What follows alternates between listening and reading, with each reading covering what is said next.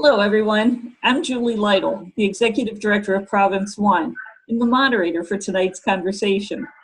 This program's called Deacons Talking on the Road to Emmaus, and it's a web-based series where deacons can walk with each other to share stories in the hope of animating, supporting, and renewing diaconal ministry. It's inspired by the story of Cleopas and the other disciple who, after recounting all that they had experienced while walking on the road to Emmaus with a stranger, they recognized Jesus in their midst. And Jesus' presence led them to release their fear and grief and return to Jerusalem to share their experience of the resurrected Christ with the gathered community. This renewed their ministry with confidence. And we hope tonight's program will help inspire you and give you confidence in your ministry. This is a program that's sponsored jointly by the New England Deacons Network and the Episcopal Province of New England. These free live interactive web conferences occur monthly on the third Thursday of each month from 7 to 8 p.m. Eastern Time. They feature deacons sharing stories from their ministries. Sometimes we explore case studies. Always we offer pure wisdom and feedback and offer a mutual exchange of support. This week we're going to be hearing from Jack Karn, who's been working with Jerusalem PeaceBuilders in Texas. The conversation is being recorded, so it can be viewed later by folks that weren't able to join us this evening. And it's posted along with all of the other programs from the series that we've been doing now almost 3 years on the province1.org website. That's province1.org. I'll facilitate the conversation and encourage you to use chat to join in. You can find the chat by putting your cursor over the bottom of your screen and clicking on the chat button. Please remember to keep your microphone muted. Hopefully this hour will prompt you to dig deeper and to learn a little more. So with that, Jack, I would like to introduce you and allow you to tell us a little bit about yourself and then introduce the Jerusalem PeaceBuilders. So welcome and thank you for being a part of our show. Thank you very much, Julie. It is an honor and a pleasure to be a part of Deacons Talking and to share about myself, my ministry, and my journey with all of you who are participating tonight and who will watch this webinar. And we're very grateful for the Province One, for the Episcopal Church for giving us the opportunity to share this good news of this interfaith ministry with this program. So about myself, my name is Jack Karn. I am 30 years old. I'm a passionate Christian Episcopalian, and I am here resident living in Houston, Texas. Tonight, actually at the Diocese of Texas Council, and so we are exhibiting a booth here showcasing. So I'm currently in between worlds. And so about myself, I'm the Regional Director for Jerusalem PeaceBuilders. I've been with this organization for about almost 5.5 years. So I've been invested in this organization since really the beginning of my career out of graduate school, and also since the organization really got started, or just after. And so let's start with myself from my beginning, how I got involved in this work and how God was working through my life, guiding me to see this purpose and His will for me in my life more clearly as a young man. So I was baptized Lutheran. I was raised in the United Church of Christ. I was active in my church youth group and choir growing up. And then I went to a Catholic high school. So I had a range of Christian experiences growing up. And then in college, I studied history for my bachelor's degree and was learning about all these religions and different cultures that I was questioning my faith and my spirituality, but always maintaining a belief in God. And so that's where I found the Episcopal Church just after undergrad.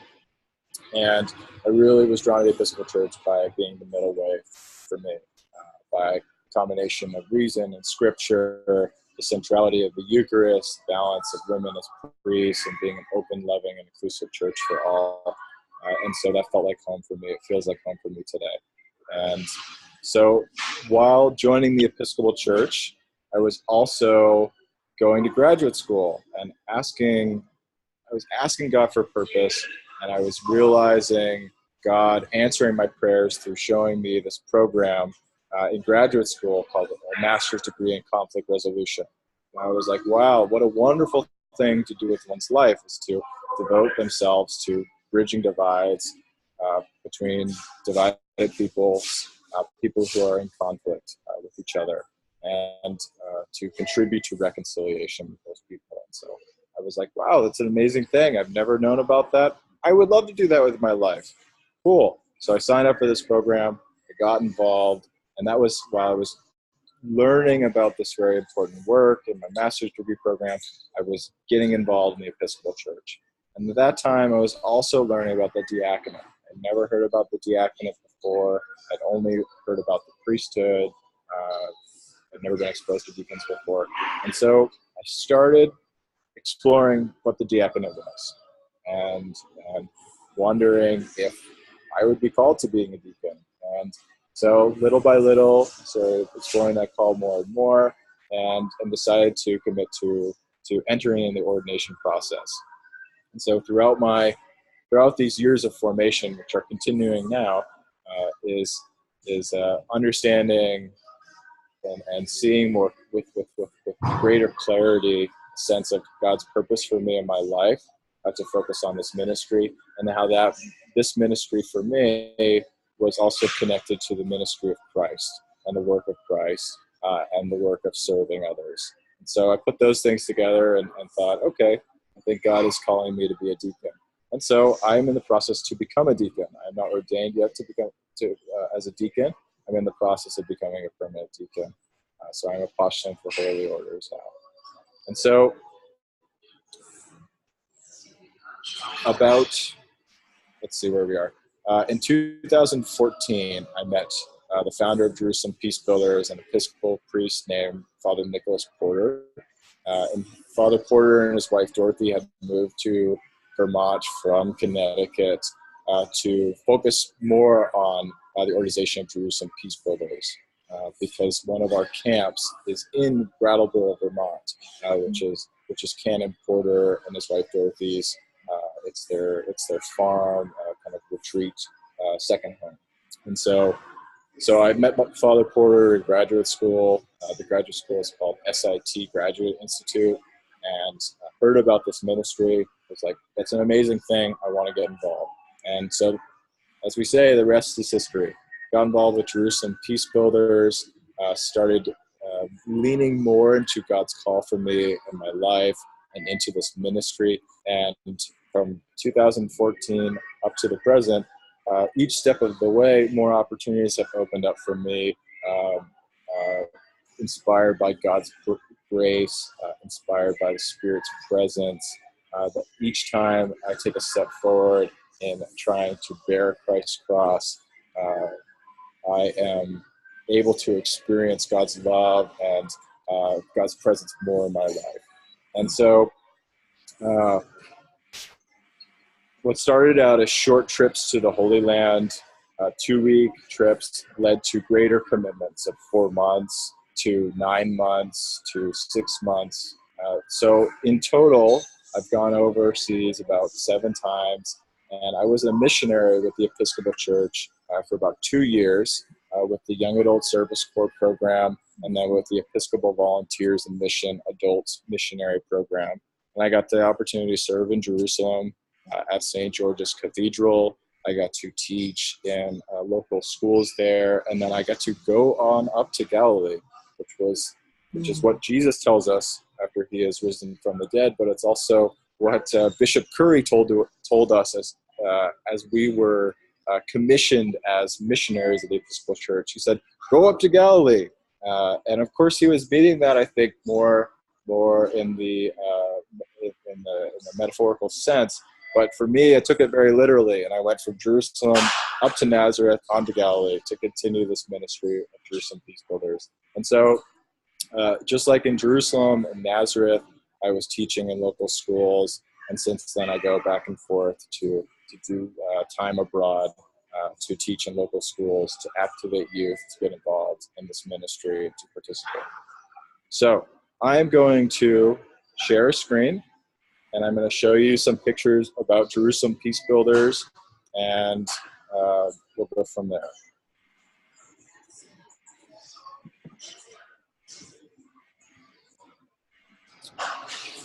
So hopefully technology will work. So Jerusalem PeaceBuilders, founded in 2011. It's an interfaith nonprofit organization, and hopefully you can't see the little videos boxes, but one of our mottos is, because the future of Jerusalem is the future of the world. We believe that peace in Jerusalem will extend to the ends of the earth. So we can never give up on Jerusalem. We must always stay focused on Jerusalem, inspired by Christ's message to us. Keep our eyes fixed on Zion, on Jerusalem, but also that if we give up on Jerusalem, we are giving up on the rest of the world. So we must focus on the future of Jerusalem, because it is the future of our world.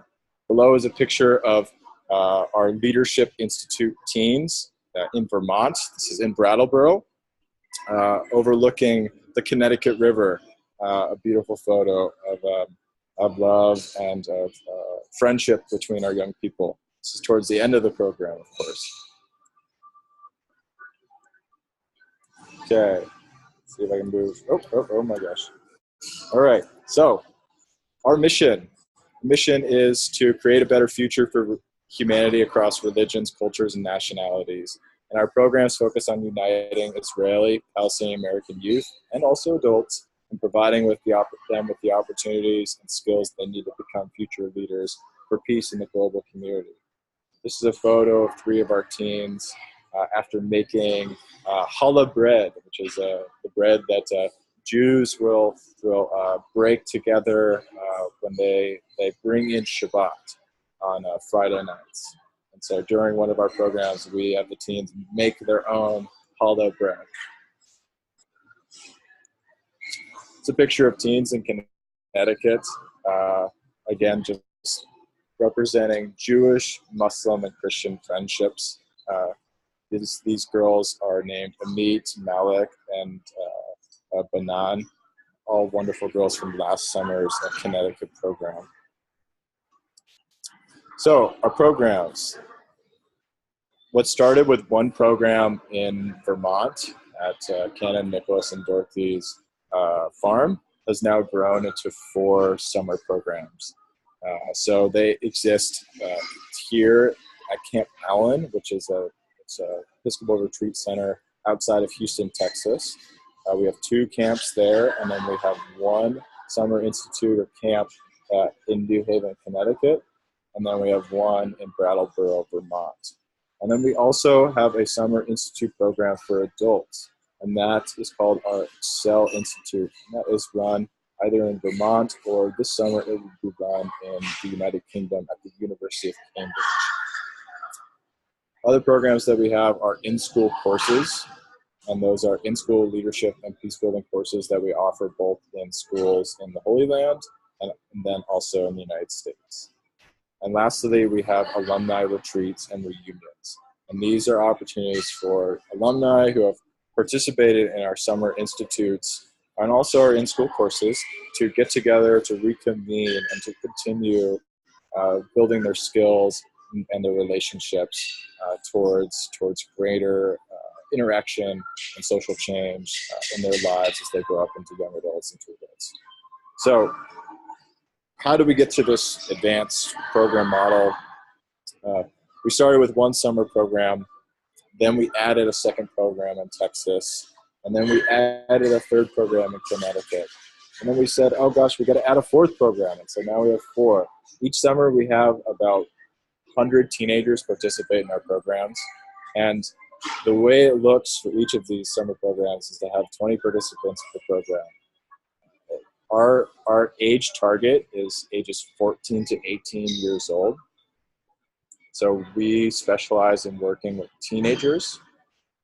And we learned that by just having a summer program, we were only engaging teens for less than 1 month out of the year.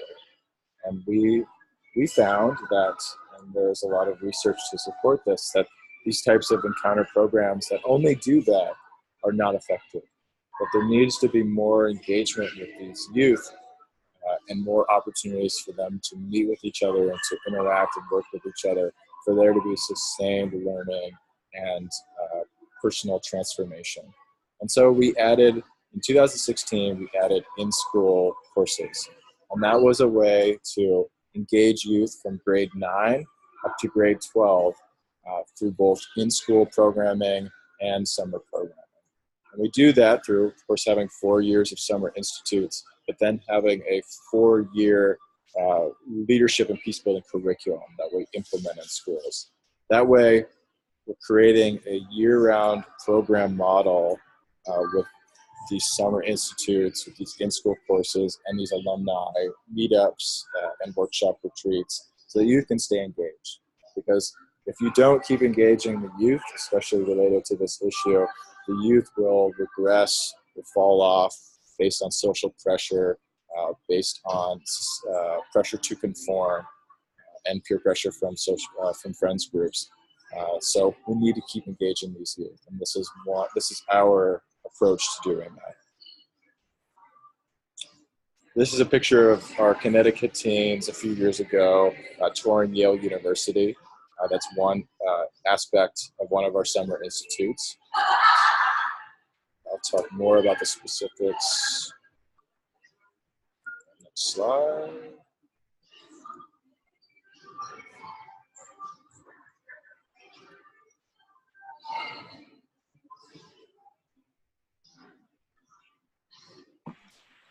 Hopefully it will. Do you have arrows on your keyboard? You can right-click the arrow. Yeah, that's what I've been doing. Let's try it one more time.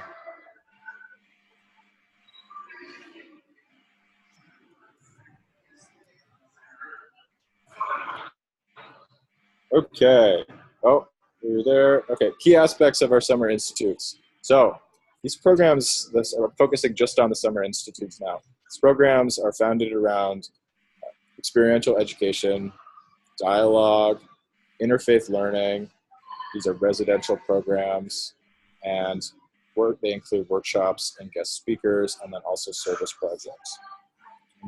By doing all these things together, learning by doing, having dialogues about important issues to youth, and then also around social justice and around the Israeli-Palestinian conflict, having the opportunity to engage with faith leaders, moms, rabbis, and priests, to engage and visit faith communities, mosques, synagogues, and churches, and to, of course, share meals together, play together, pray together, and of course, share these 2 weeks together. You're learning a lot about the other person.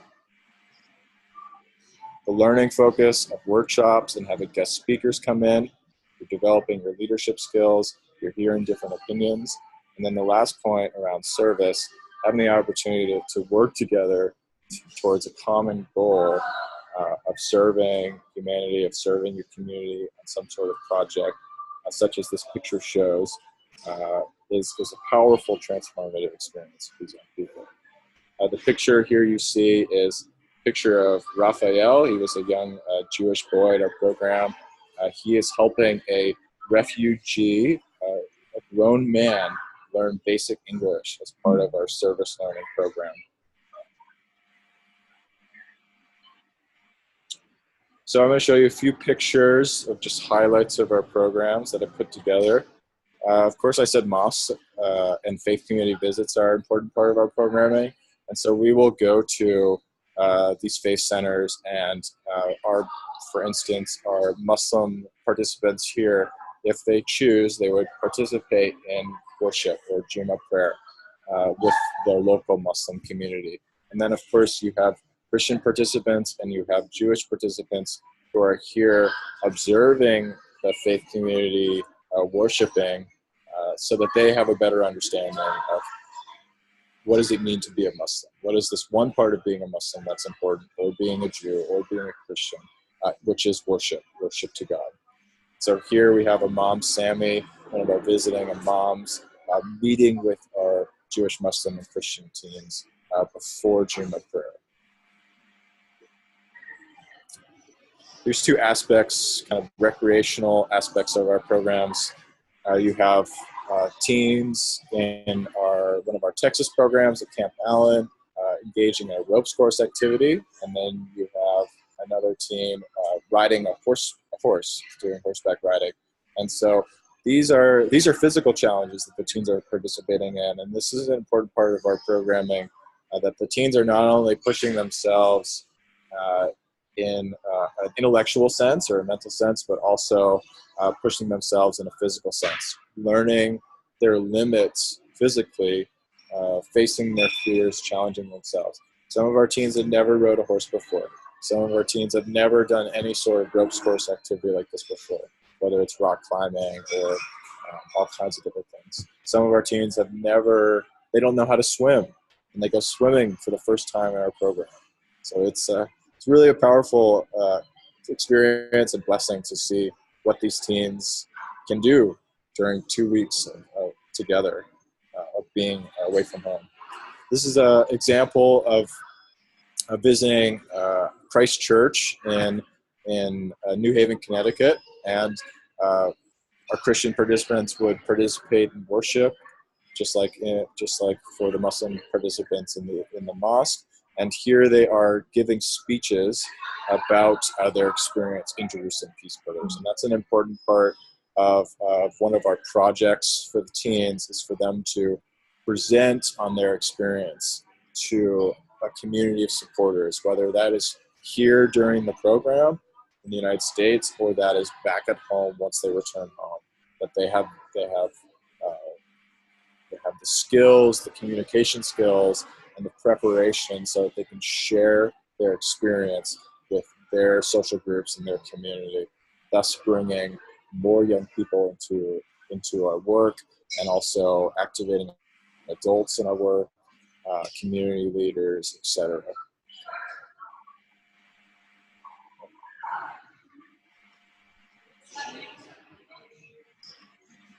My mouse has disappeared, it's come back.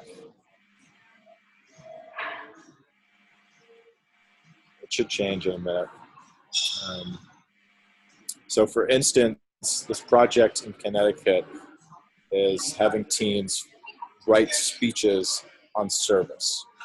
What does service mean to them? How have they been serving in the local New Haven community? And how does service contribute to peace building?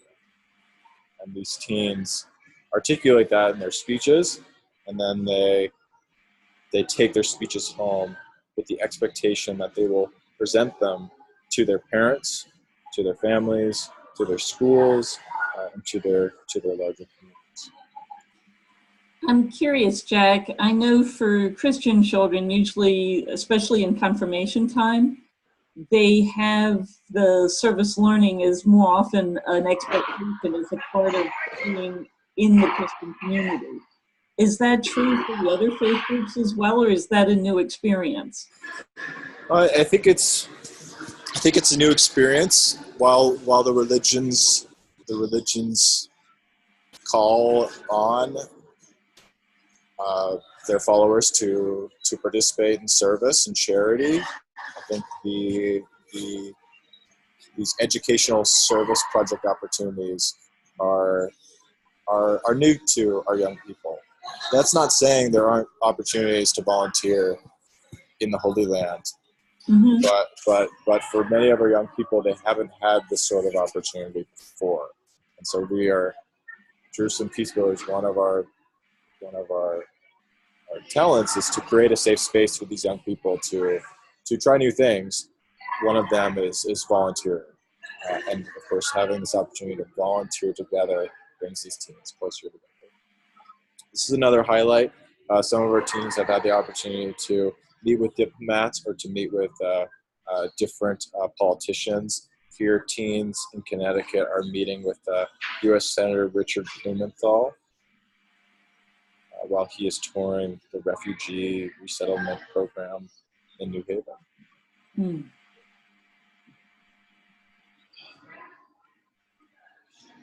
Another project that our teens do is called Painting for Peace. And we've done this for several years in partnership with another organization. And this is where the teens all collaborate on with local members of the community in painting a big billboard, a peace banner. And so this is from last year's program. We've done this, I think, 4 times. And this banner was focused on the theme of welcoming refugees, based on the growing intolerance of refugees and the Muslim ban that took place last summer. And so this was our organization's response to that issue. Also, it's the focus of this program. This is a service learning program here in Connecticut. And so these teens are actively volunteering with refugees. So they're learning about the refugee issue, and they're also taking that issue and then they're applying it, of course, to the Israeli-Palestinian conflict and how refugees are a part of the conflict. And how does that, what are their opinions around those issues? This is a picture of Eliran from this Painting for Peace project. This is also a mini shot of what the banner would look like when it was done. It was inspired by a famous photo that was taken during kind of the high peak of the refugee crisis. This was off one of the islands in the Mediterranean. And Eliran is a young Jewish man, a man who aspires to be an Israeli ambassador, Israeli diplomat, and I think he holds great promise. He did a terrific job in the program, and he has done numerous Mali United Nations conferences and international trips abroad to advocate for Israel, and he is one of our outstanding participants. This is at the United Nations in New York City, and our teams in one of our programs had the opportunity to go to the UN in New York City and to, again, meet diplomats, advocate about the Israeli-Palestinian conflict and their positions, and promote a solution to the conflict.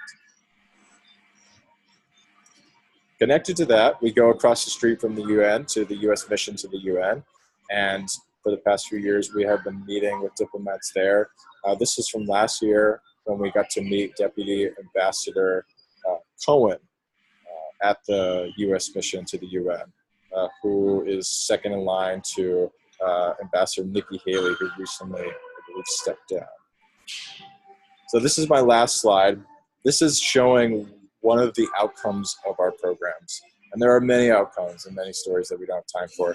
But this one is showing Amit. Amit is a young Jewish girl who lives in central Israel, and she is talking about her experience in Jerusalem PeaceBuilders and encouraging more young people to get involved. And Amit also in this presentation was talking about the conflict, which is, I'm sure, a hard thing for Amit to do because you see on both sides, Israeli and Palestinian sides, talking about the conflict and being for peaceful solutions is increasingly becoming a more difficult position to be in for young people and for people on both sides. To be pro peace is a less popular opinion.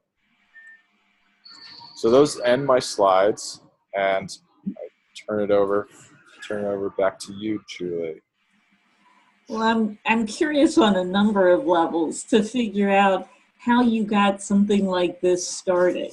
It sounds like you have young people, some of whom have been coming for a number of years, that you've developed these year-round relationships with. And that's not the way that you can start a program. So one of our hopes with Deacons Talking is to be able to help others to have a sense of what tools they could learn from you if they want to do something similar in terms of bridging interfaith conversations and giving people the resources to foster that kind of peace building. Do you have any suggestions for what a deacon somewhere in the United States that doesn't have a Jerusalem PeaceBuilders nearby might be able to do to be able to support the peace building process? Yes, absolutely. And that it's often, this issue often causes people to throw up their hands and to say, oh gosh, it's so entrenched, it's so difficult. The history is so deep and so long. The pain is is also so deep and so entrenched. The hatred is strong. How are we going to get past this? What can we do? And it's a legitimate question, and one that requires a thoughtful response. And I think related to our work, we need to get more young people involved. And of course, here we're primarily talking to American deacons. And I think one thing that we hope for is that some of you listening will be inspired to share this work with your congregations, and to share it with your youth groups, and to say, hey, young person, perhaps this is something you would like to consider for your summer. Maybe that person has no summer plans, maybe they have a full summer. This is a very interesting and unique program to be a part of. And so that's one immediate thing that a listener can do to get involved. The second is to engage in prayers for our work, to ask God for His blessing upon this ministry, and that this ministry will continue to grow and to touch the lives of more people in a positive and reconciling and loving way. I think a third thing that we can do practically on the ground, if you can't have a Jerusalem PeaceBuilders program, is that right now in our country, let me back up 1 second. Our work, while we focus on conflict abroad that touches half the world's population because of religion, our work includes Americans, includes adults, and includes young people. And we do that because of the United States government's role in the Middle East, or our country's role in the Middle East.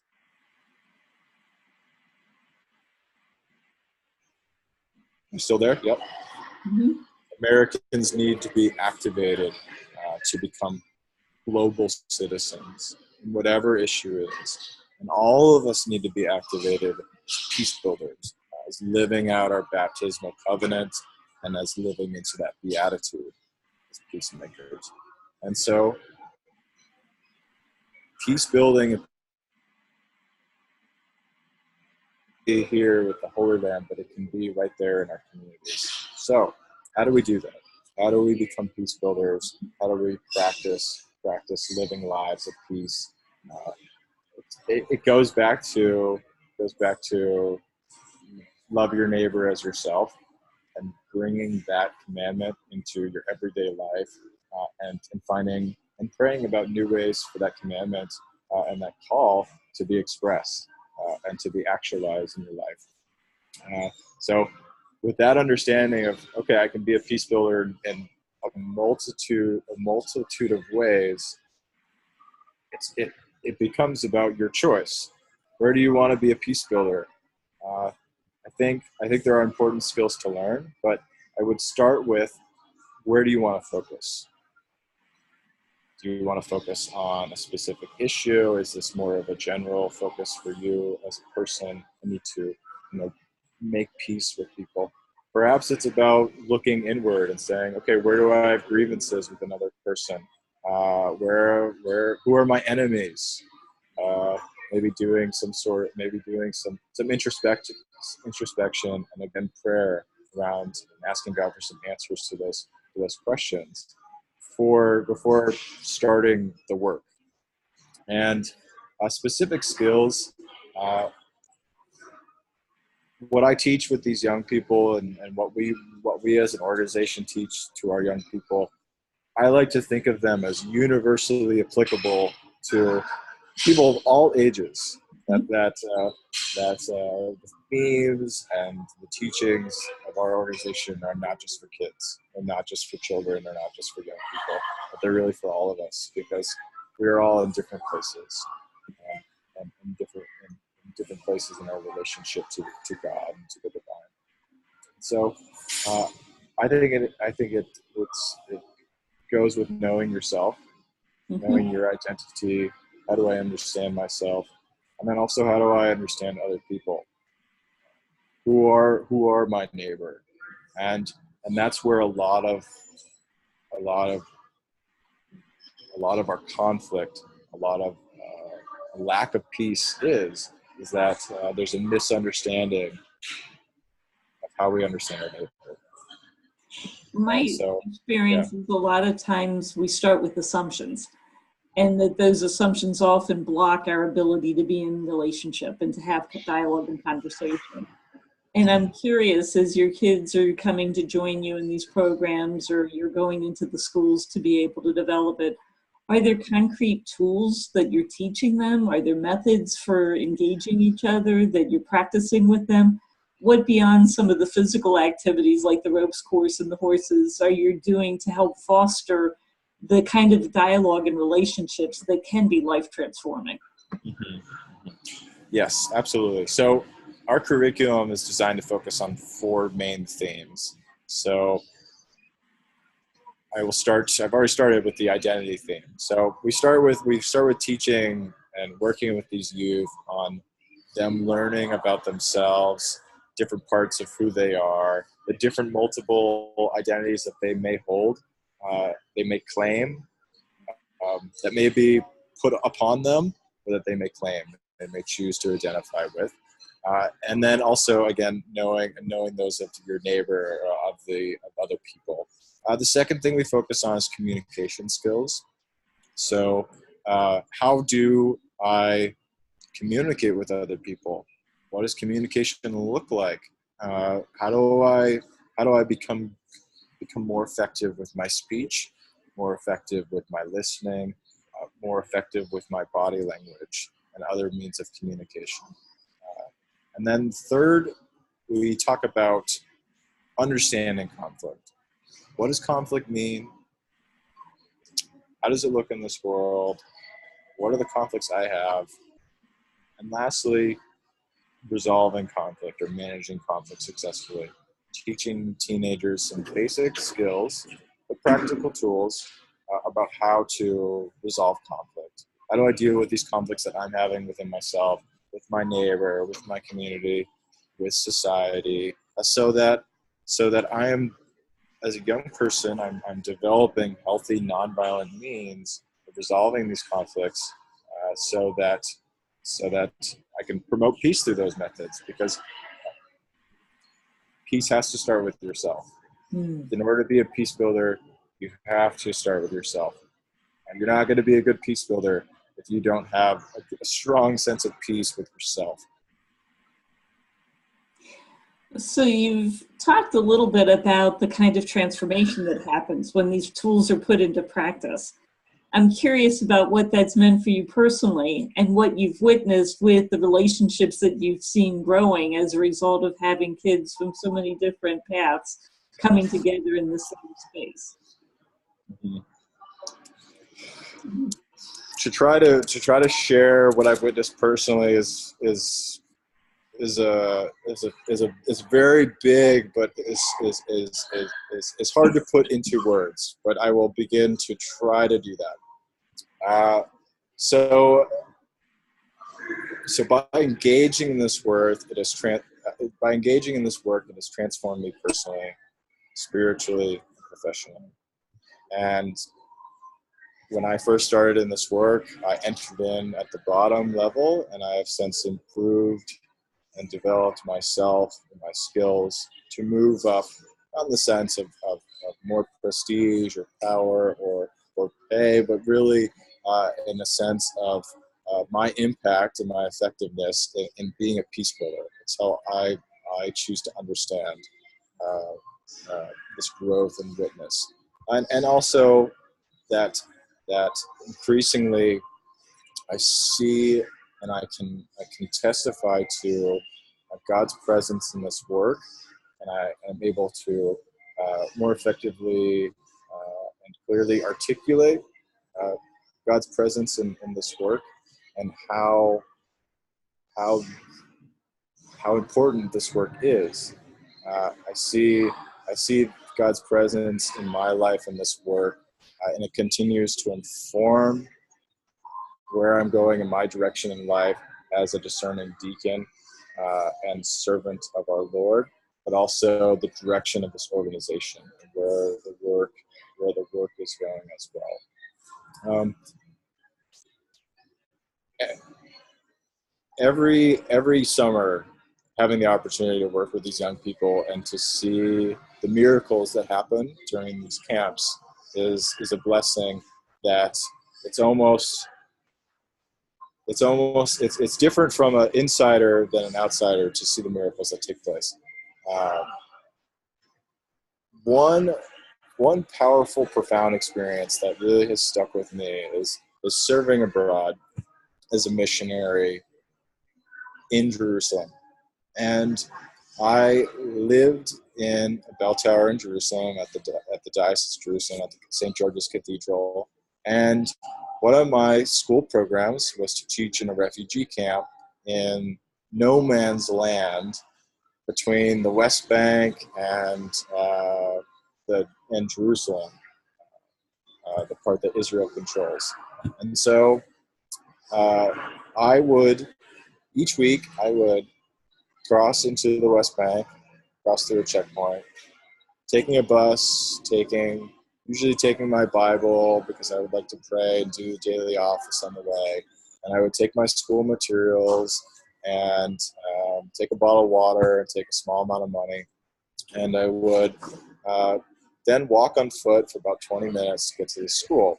This was an all-girls school, and this was in a place that is neither in the West Bank, Palestine, or neither in Israel. And so it's called no man's land. So neither the Palestinians claim it or the Israelis.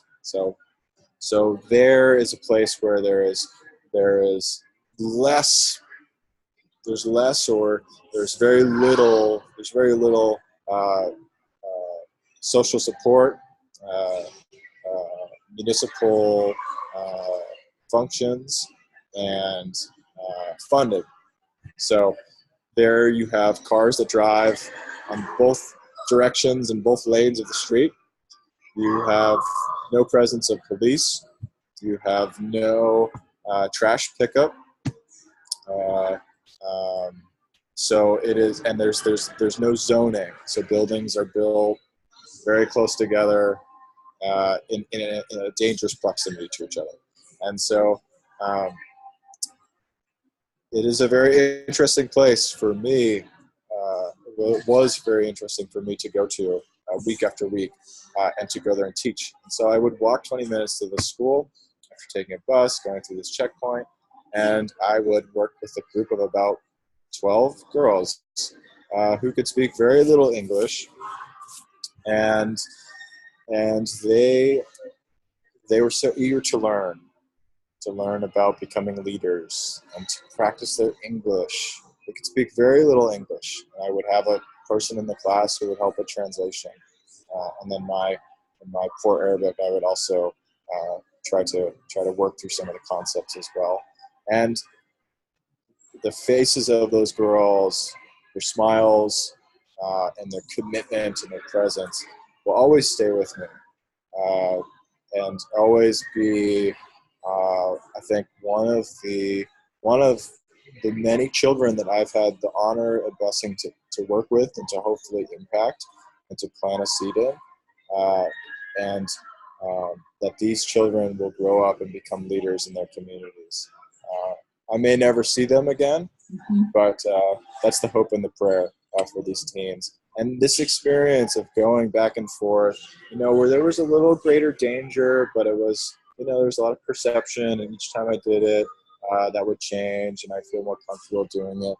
But I experienced it as this was my opportunity to face my fears, to carry my cross, to let a little bit of that ego and that self die in order for Christ to grow. And it's a powerful experience for me and my formation. It's a powerful story. Thank you for sharing it.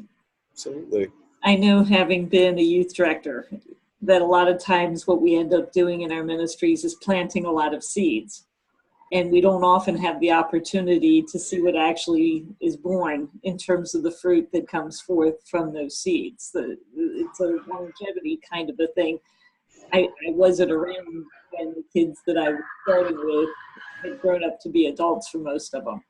And I'm curious if you had any of the young people, having worked with the program now for 5 years, are there any young people that you've been with for 5 years? And have you noticed any difference in them because of being a part of PeaceBuilders? I think where I do have the most contact is with, there's probably one young adult at this point, almost adult, who I am in touch with for about 5 years. But really, some of those contacts really go back about 4 years, where they're more sustained. And then so on, year 3, there's a greater network, and year 2, an even greater network to the present. Most of the teens right now are in university, are in college, or they are, for the Israeli Jews, they are doing mandatory military service. And so teens certainly drift away during those college years and during the military service years. But I still keep in touch with several of the teens who I had a stronger connection with personally and professionally with. And, many have directed their lives towards a career in political science and history, in social work, in psychology, kind of some of the fields that would connect with our work. Others are more committed to the direction that they were already discerning or already seeking for their lives as professionals, which might have been in medicine, or it might have been in biology or science. I think our hope, it's long-term social change through education, is that whatever direction these young people take, that they will, when they interact with people of a different background, that they will treat them with respect, that they will honor their dignity, and that through those interactions, they will be able to foster peace on that local, person-to-person level. And then, of course, on the larger level is to contribute to the peace process. One of the issues that we need to be wary of is that we need to protect the middle, and it's the same thing in the United States. There's growing polarization. It's the same thing in Israel, Palestine. Is that we need to strengthen the middle and hold up the middle, because if we lose the middle, then we just have the poles, and there's much more likelihood for violence, confrontation in those spaces. Other young people have gone on to work in nonprofits, usually around themes of social justice. It might be around journalism. I know one person who's engaged in journalism. Human rights focuses. Some teens go to study abroad as well. Their experience in the United States, and experiencing cultures and difference in general, it engages them to think bigger about their lives, because just like many Americans experience that, we stay in the same place our whole life. We don't ever step out of our bubble or our safe zone or our comfort zone, and I think that's been a very important thing for me personally. Getting into this work is to step out of my comfort zone, take risks, face fears, in order to grow, in order to become a more faithful believer and follower of Jesus. And that's been really powerful. See these chats. That's amazing. So kind of as a wrap up, one of the things that I was curious about is you now have an opportunity to share wisdom, or to offer a challenge, or make a call to the deacons that are part of the Episcopal Church, who will be watching this as it's in its recorded fashion. And I'm wondering if there's any message that you'd want to share from your experience and from your perspective as a younger deacon just getting ready to be ordained, that you'd like to call out to the rest of the community. Well, any call that I make is done with the utmost humility. I think that is because of the fact that I am not ordained and the fact that I am a young man still. Or I just turned 30 last week, so maybe I can't call myself that anymore. But so I make any call with a lot of humility. I think one call is let's not give up hope on this issue and on Jerusalem and on the Middle East. I think there is increasing apathy, and I think we need to resist that as much as possible and at every chance. And I have to resist it personally. I think as deacons, we are faced, or deacons and ministers and Christians, we're faced with a broken world at all times in many places. And I think our call is to hold up God's truth, God's love and light at all times in this world to all people. Because if we lose hope as ministers or as leaders in the church, I would expect that our followers or laity or any people who look to us as wise people or imitators of Christ, that they would also lose hope. So that's the first one. I think the second is